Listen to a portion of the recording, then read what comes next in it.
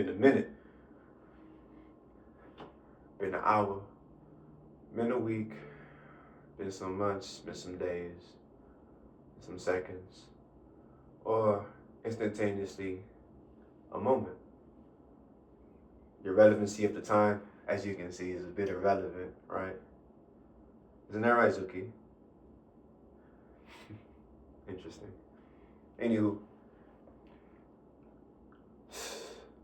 self-liberation, self-mastery.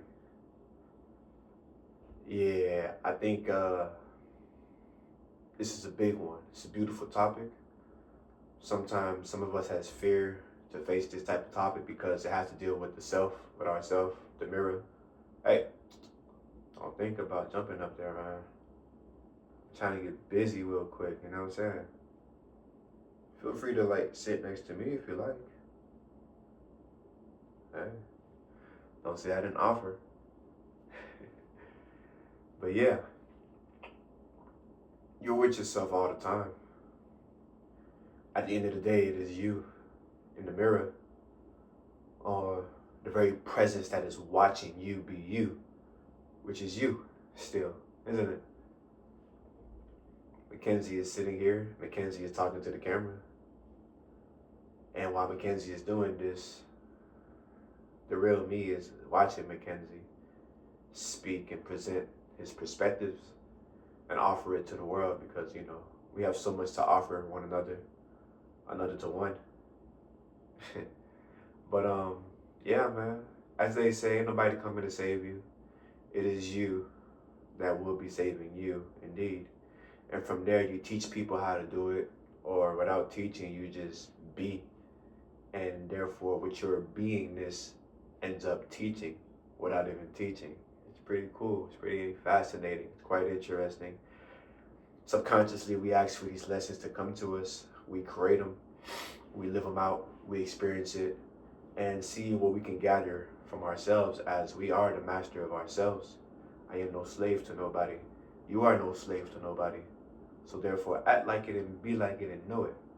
Nobody, no entity, no energy that is trying to feed and be, you know, nothing. You know what I'm saying? You are the entity. You are yourself. You are the governor. You are the captain of the ship. You are the captain of the boat. You are the captain of your destiny, which has been written already, and you're just simply flowing with the current that be. So, to master yourself, you would have to know that you already are indeed mastered, right?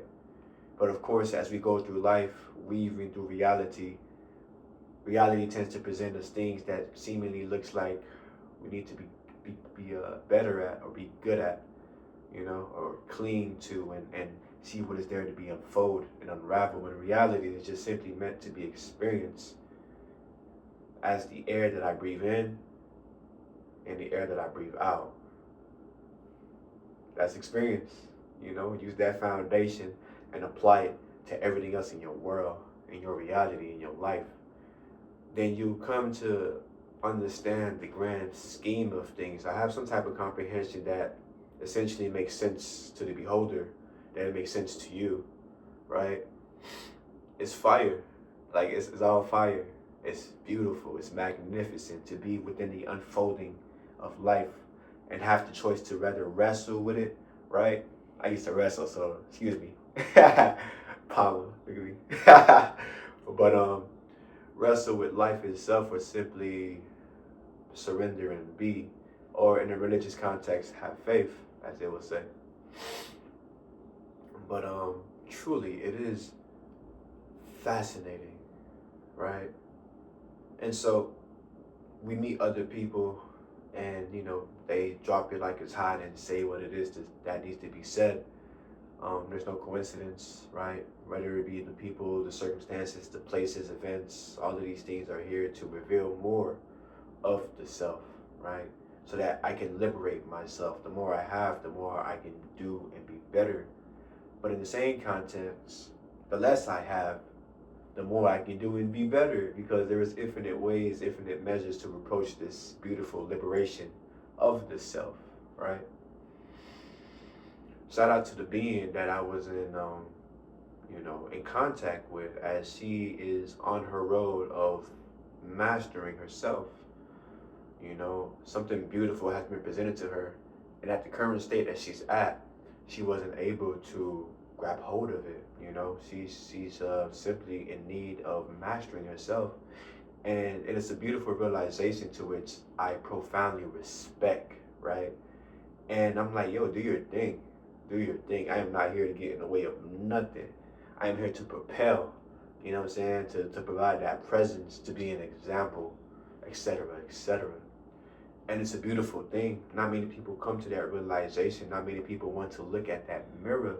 Not many people want to admit that, they are a slave to their emotions, a slave to the past, a slave to their traumas, which then dictate their reality as they try to propel them move forward, but really can't because they're carrying baggages that no longer exists. Experience, but it doesn't exist anymore.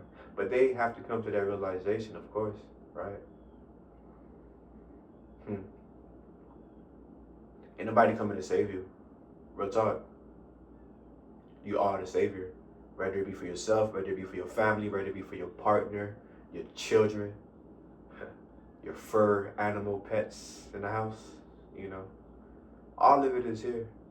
But of course, does it really do require to be saving? This is a perspective of the ego and the mind. Because the way I see it, everything is perfectly placed, everything is perfectly refined, everything is perfectly perfect. Yeah, like for real, for real. Ain't nothing to be battling against. There is no battle. There is no enemy. It's only other reflections of I. Right? So for me to look at the reflection and declare it to be an enemy is foolishness. Like for real, for real. I don't know. That's just how I see it. I see things in a manner that is just quite fascinating and just vastly different from the collective.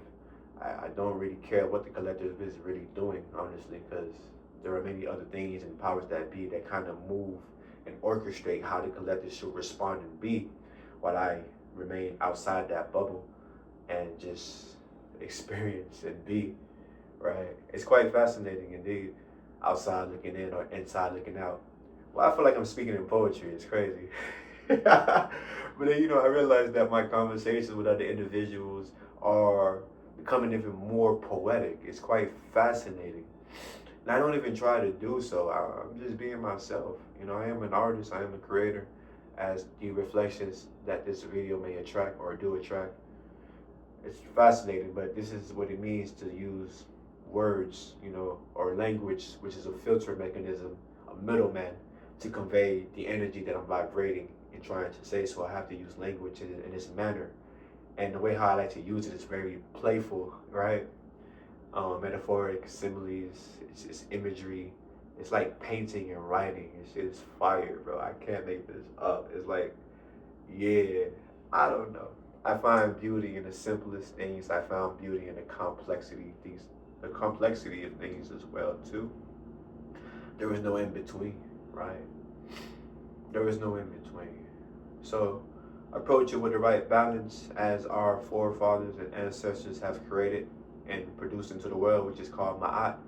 That balance, right? Enjoy, do what you do, but have it with a proper balance. Approach it with a proper balance. Therefore, liberation of the self requires a good balance of the inside and the outside, of the above and below, right?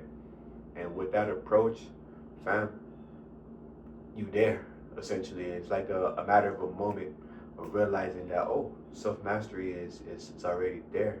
I already am liberated. I just simply have to turn my perspective and see it that way. Nobody needs to convince me at all, But if you do need convincing, these videos are out here for you. I, along with many other reflections out there doing the good work, right?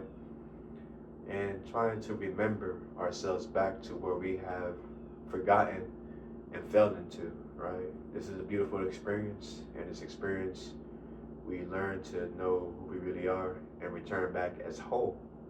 Each and every one of us. It's only one of us. It is only us. Indeed. Yeah, I think I'll leave you with that message right there. That's pretty fire. Yeah, yeah. Hey, peace. You know what I'm saying? And realize that it is only you against you, or you against nothing at all. Be still, or be in chaos, or be still in chaos. That's fine. Yeah.